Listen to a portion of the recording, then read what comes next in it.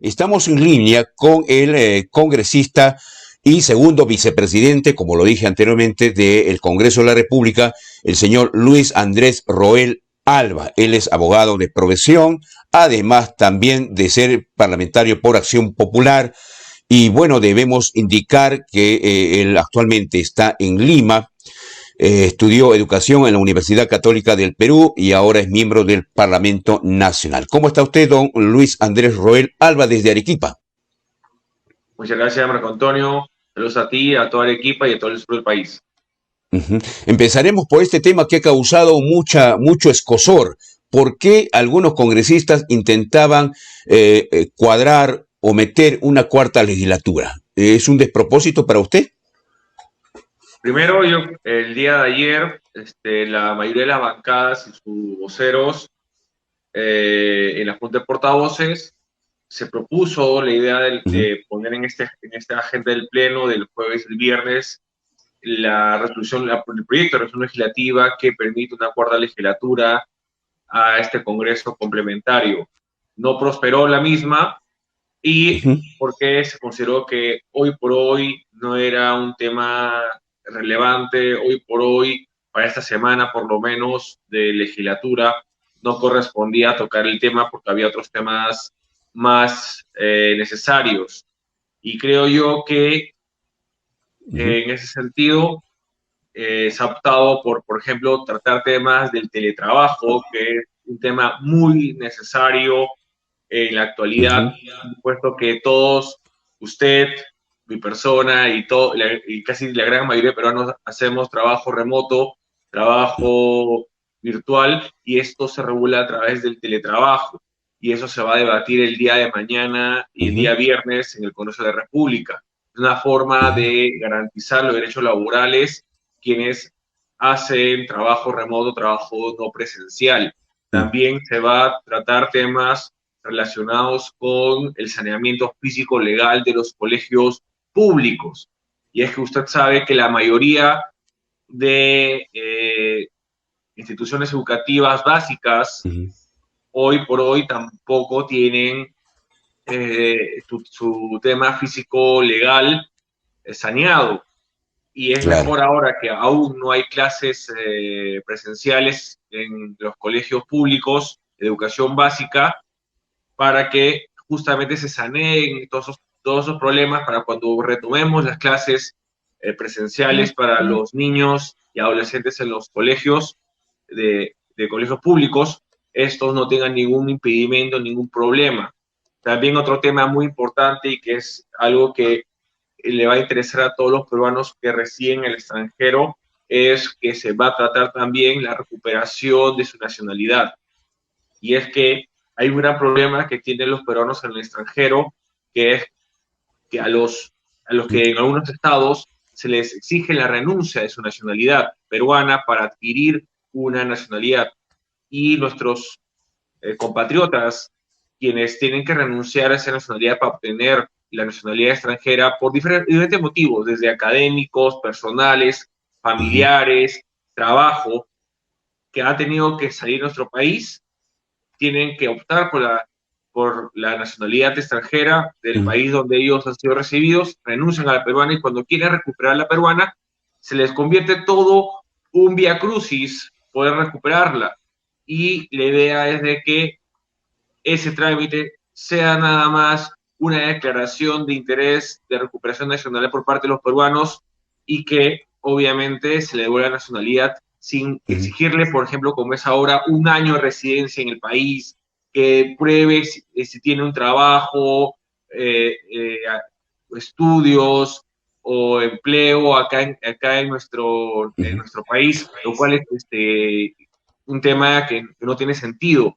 Y otro y último tema antes de darte la palabra, estimado Marco Antonio, es que vamos a trabajar mañana en el Pleno del Congreso de República. Vamos a debatir, después de casi 20 años, una reforma integral del Código Procesal Constitucional.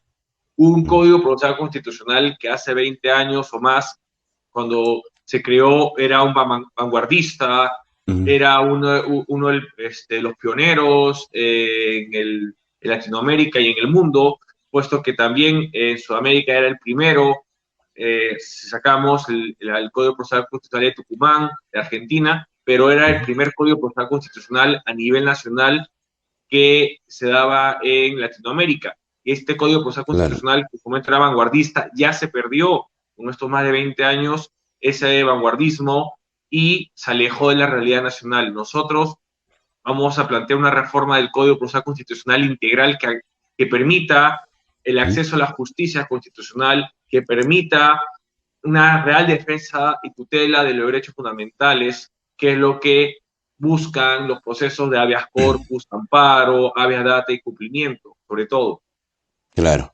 Bueno, a ver, retornemos un poco al inicio de lo que le planteaba esta cuarta legislatura. Esto se hizo justamente también, esta fórmula se aplicó en el tiempo de Valentín Paniagua, sí, pero ¿por qué ahora no es adecuado o no es pertinente?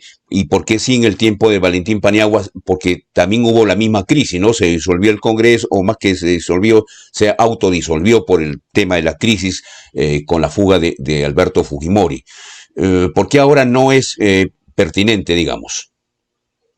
Más que oportuno o no, yo creo que lo que se estableció en la Junta de Portavoces, o de mi entender, es de que en esta semana de legislatura, que estamos en un momento preelectoral, estamos en un momento también de que hay otras necesidades, como las que he explicado, que se requiere que utilicemos el tiempo para dar respuesta a diferentes necesidades.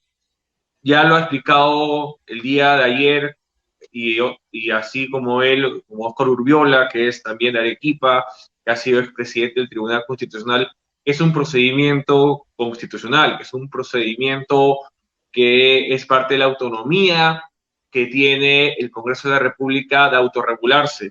Es constitucional, pero creo que en este momento, por lo menos, en estas circunstancias del contexto político, social, la Junta de Portavoces, el Congreso de la República ha determinado que no es oportuno verlo en esta semana, y creo que es mejor darle paso a otros temas importantes, Claro. temas que son hoy por hoy de necesidad pública, que como ya lo he mencionado, tiene que ver con la reforma Claro. del Código Procesal Constitucional, tiene que ver con el saneamiento físico legal de los colegios públicos, que tiene que ver con el teletrabajo, que es relacionado a los derechos laborales, que tiene que ver con situaciones que ameritan una respuesta por parte del Congreso para satisfacer necesidades, satisfacer soluciones a problemáticas puntuales de la sociedad.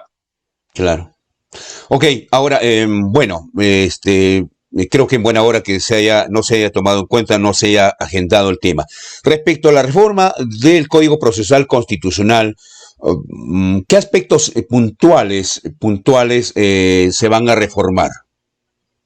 Por ejemplo, a todos mis compatriotas que son de provincias y que su lengua no es la castellana o la española, como se denomina. El Código Procesal Constitucional va a establecer que las lenguas originarias de nuestro país, como el quechua, aymara y otras lenguas nativas, sean el idioma, sean el lenguaje que se utilice, no solo en las audiencias orales, sino también para presentar las demandas. Claro. Lo cual va a permitir un real acceso a la justicia constitucional, lo cual va a permitir que ellos se puedan defender y defender sus derechos en su idioma nativo. También vamos a permitir y vamos a exigir que el Estado brinde una defensa pública constitucional, es decir, una defensa pública gratuita para los ciudadanos que consideren que sus derechos están siendo afectados y puedan presentar habeas corpus, puedan presentar amparos, puedan presentar habeas datas y procesos de cumplimientos para la defensa de sus derechos.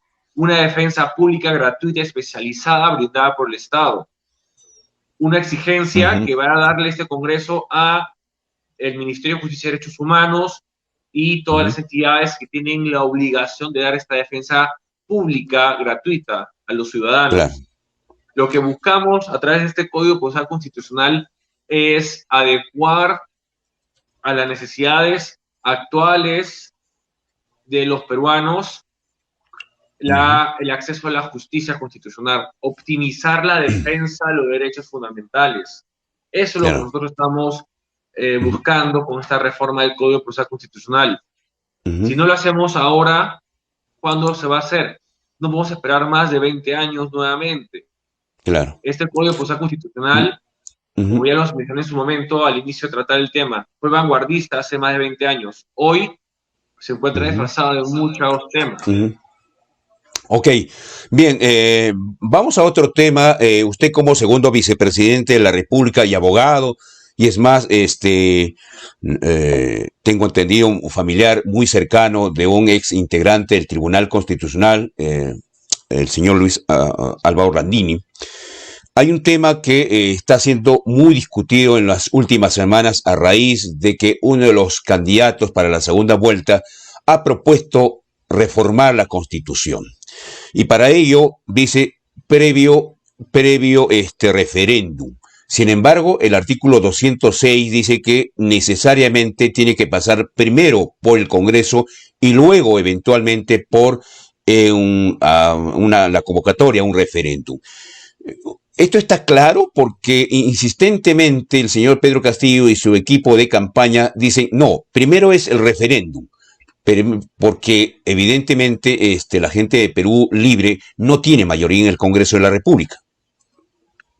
Como bien tú señalas, el artículo 106 ha establecido, primero, conforme a la jurisprudencia del Tribunal Constitucional, que este artículo 106 que establece la reforma constitucional debe entenderse que solo es para reformas parciales, no para reformas totales. En cuanto a la reforma que establece el Código, la Constitución, el artículo 106, establece quiénes son los promotores de las reformas parciales, que es el presidente de la República con su Consejo de Ministros, cualquier congresista y la ciudadanía con el 0.3% de la población electoral. Y luego establece este artículo 106 de la Constitución dos procedimientos parlamentarios de reforma. Uno a través de la exclusividad del Congreso de la República, que es a través de 2 legislaturas con mayoría calificada, es decir, 87 votos, y otra que es un procedimiento mixto, que es a través del Congreso de la República con una mayoría simple y, consecuentemente, un referéndum. En ambos casos no se habla de una reforma total de la Constitución.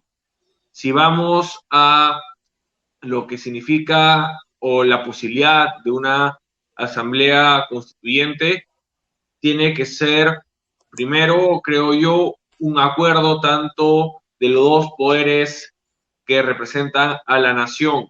Por un lado, el Poder Ejecutivo, que es representado por el presidente de la República y su Consejo de Ministros, y por otro lado, el Congreso. Creo que lo que tendría que hacerse es que el Poder Ejecutivo presente una iniciativa no de reforma constitucional, sino de referéndum, de una consulta popular, y que ésta sea aprobada por el Congreso de la República, porque también ya no sería un tema siguiendo el artículo 206 de la Constitución, sino sea basado en la capacidad, en la atribución de iniciativa legislativa que tiene el presidente de la República de presentar iniciativas al Congreso y que el Congreso sea quien la debata y la apruebe.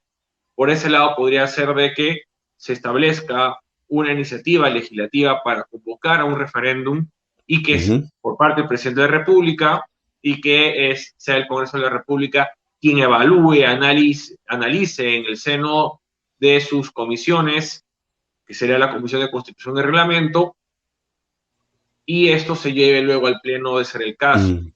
Pero sí, yo creo que tiene que haber una convergencia entre ambos. Aunque le digo que el artículo 206 dice textualmente lo siguiente: toda reforma constitucional debe ser aprobada por el Congreso con mayoría absoluta del número legal de sus miembros y ratificada mediante referéndum. habla de toda reforma, o sea, Claro, Marco Antonio, si es pero el completa o Tribunal parcial. Constitucional, claro, Marco Antonio, pero el Ah, Tribunal Constitucional ya señaló y interpretó ese artículo 206. ujú, Ya la Constitución no puede ser interpretada de forma literal claro. ni, ni tal como lo estableció el constituyente. Ya la Constitución se interpreta conforme a lo que el Tribunal Constitucional ha señalado que debe interpretarse cada dispositivo dentro de esa Constitución. Y en el caso Ujú, del artículo 206, el Tribunal Constitucional ya ha zanjado en coherente y sistemática jurisprudencia que ujú, el artículo 106 solo hace referencia a reformas parciales, ya. no hace referencia a reformas totales. Solo se pueden hacer a partir del procedimiento parlamentario Mm, o mixto que ya he mencionado, que es a través del Parlamento y referéndum, a reformas parciales en la Constitución, ujú, modificaciones, enmiendas a elementos no esenciales, inclusive claro. que no desnaturalicen la obra del poder constituyente. Si uno quiere ya reformar toda la constitución, el único Ujú, que lo puede hacer es un poder constituyente, que podría ser una asamblea constituyente convocada, como ya lo he señalado, a través de un referéndum que en ujú, esta constitución de 1993 no lo establece, a claro. diferencia de la constitución de 1979 que sí lo establecía. La constitución de 1993 tiene lo que se denomina un cerrojo, que ya luego el Tribunal Constitucional ha señalado como he señalado, en repetida jurisprudencia, que solo establece una posibilidad de reforma parcial. Si queremos ya entrar a Claro. una reforma total de la Constitución, tendrá que ser a través de una convocatoria, a través de otros medios, pero que no están establecidos estrictamente en nuestra Constitución política. Entonces, la propuesta de Perú Libre y del señor Castillo tendría, digamos, una salida por ahí, a raíz digamos, la interpretación que ha hecho el Tribunal Constitucional, porque ellos quieren básicamente reformar el capítulo económico, ¿no? Bueno, No y algunas podrían cosas más. hacerlo, no Ujú, podrían hacerlo, estimado Marco Antonio, porque justamente, como te señalaba, el ujú, Tribunal Constitucional ha señalado de que si bien se puede hacer reformas parciales en la Constitución, no se pueden reformar elementos esenciales de la misma, no se puede desnaturalizar ujú, el proyecto o la propuesta del constituyente que luego se concreta con la constitución política. Dentro de claro. los elementos esenciales están, Ujú, por ejemplo, no reducir ujú, el catálogo de derechos fundamentales, pero sí lo puedes aumentar, ese catálogo, claro. como ya se ha hecho en esta constitución con Ujú, la creación del derecho al agua y otras propuestas de derechos que están también en trámite. Por ejemplo, no se puede modificar la ujú, estructura básica del Estado. No se puede modificar el modelo político, que somos una democracia, una república y un Estado unitario. No se puede modificar el modelo económico, que es una economía social de mercado, porque es parte de un elemento esencial de nuestro modelo estatal. Es así que si el señor Pedro Castillo quiere modificar el modelo económico, y creo que por ese lado está yendo su propugna, tiene que reformar toda la Constitución. Pero como ya señalé, el artículo 206 no ujú, permite una reforma total. Es una especie de candado que claro. el constituyente estableció para esta Constitución 93 para que se mantenga perenne en el tiempo. Y la Ujú, única forma que se podría reformar toda la Constitución tendría que ser a través de un procedimiento que incluye igual ujú, tanto al Ejecutivo como al Legislativo, a través de una propuesta, una iniciativa legislativa ujú. que busque una consulta popular a través de un referéndum y que ésta tiene que aprobarse en el Congreso de la República.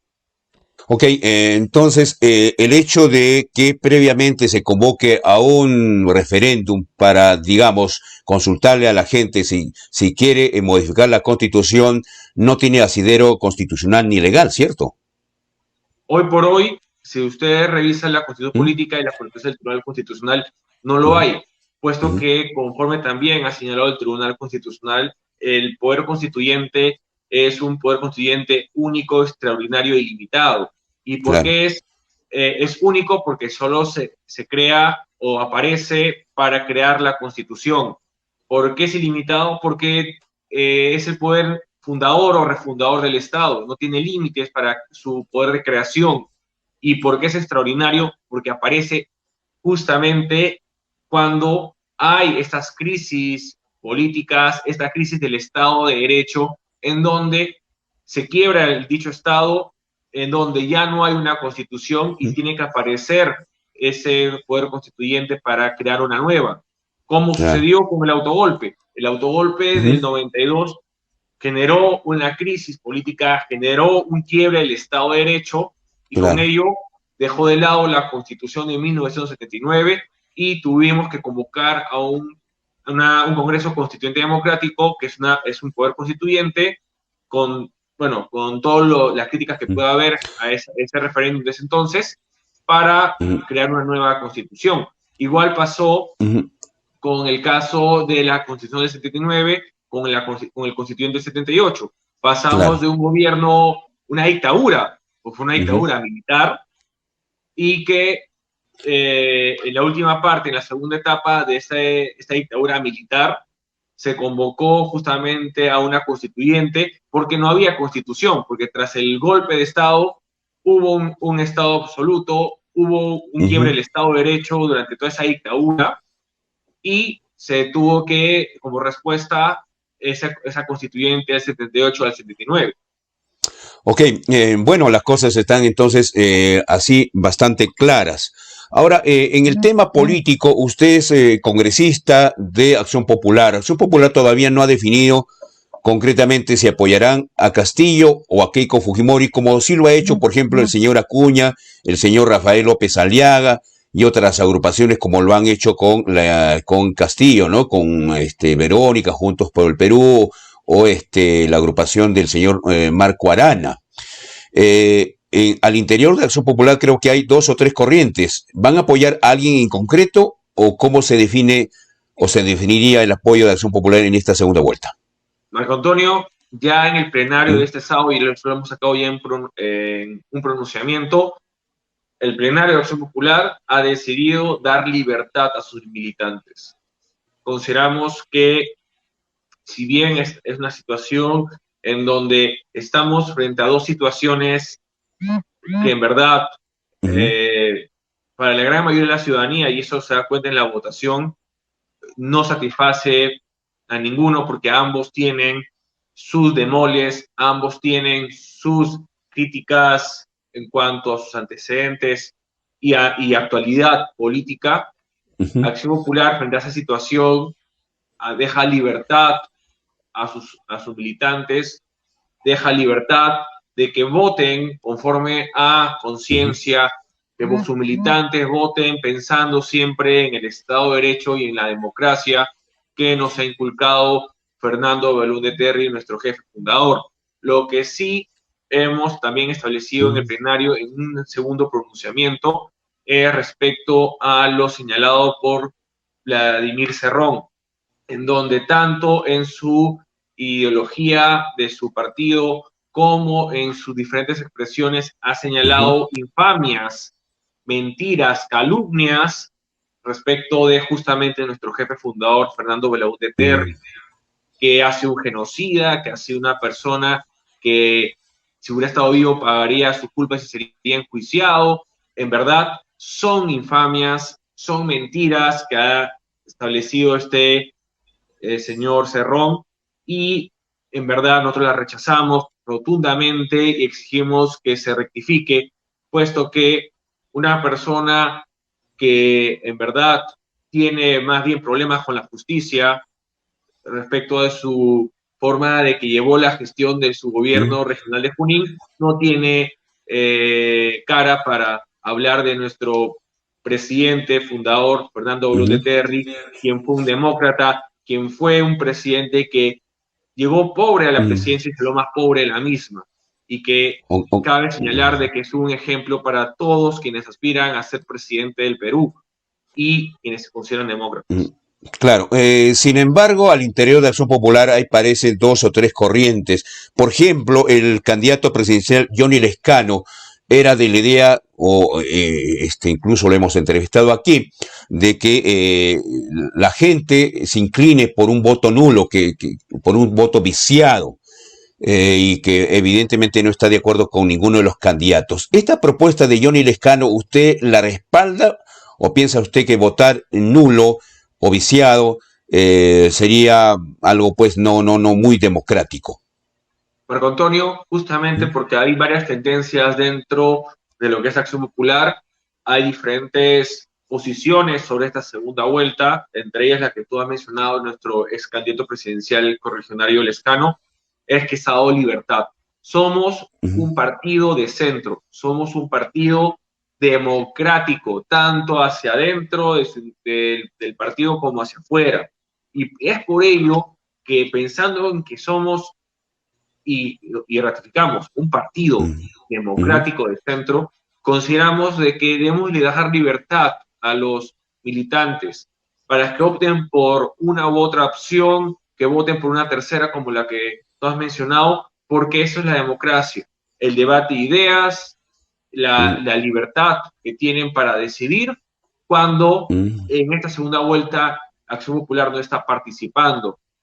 Y lo que hemos hecho es, en ese plenario, es dejar la libertad y que los miembros, los correligionarios de Acción Popular voten siempre pensando en el Estado de Derecho, piensen Okay. siempre votando en lo mejor para la plena democracia, como siempre hemos sido en Acción Claro. Popular. Y además, también hemos señalado que nuestra bancada, la que viene, no esta, sino la que viene, va a ser una bancada que va a ser una bancada fiscalizadora, una bancada que siempre defienda esos principios y valores democráticos y de gobernabilidad. Ahora, ¿usted concretamente piensa que ambos candidatos también son un riesgo para el país o uno menos que otro? ¿Se alinea con la propuesta de Johnny Lescano de no apoyar a ninguno o piensa usted que uno de ellos es menos malo que el otro? Yo creo que en ambos candidatos son un riesgo para el país si vemos tanto sus antecedentes como su actualidad. Creo que en este caso, y por eso me adhiero a lo que señala el comunicado de nuestro plenario en el extremo, que tenemos que pensar muy bien en estos días cuál es la mejor opción para la democracia, cuál es la mejor opción para la gobernabilidad, cuál es la mejor opción para el Estado de Derecho, y siempre con el objetivo de que gane quien gane, tenemos que ser un partido que garantice un control, que garantice una fiscalización, que sea una oposición constructiva para el país y que en ese sentido Acción Popular no va en alianza con nadie, Acción Popular siempre va a cumplir su rol de garantizar, de ser un garante dentro del Estado de Derecho, dentro de lo que va a ser el Parlamento, de que los principios democráticos de gobernabilidad y de Estado de Derecho se van a mantener en estos 5 años. Ok, yo le agradezco, don Luis Roel, esta comunicación desde Lima. Nosotros estamos desde Arequipa, hay pleno sol en nuestra ciudad y bueno, vamos a ver qué es lo que finalmente pasa en relación a la labor del Congreso de la República y en esta segunda vuelta electoral. Gracias a usted, no sé si hay alguna otra precisión que nos quiera hacer. Sí, solo que a la ciudadanía esté tranquilo que este Congreso que culmina el 26 de julio de este año, vamos así trabajando en favor del país, en favor de las necesidades de la ciudadanía y que esperamos dejar un buen legado, un legado de reformas no solo legislativas, sino constitucionales en favor del país, en favor de la democracia y en favor del Estado de Derecho. Bien, gracias a usted. Muchas gracias.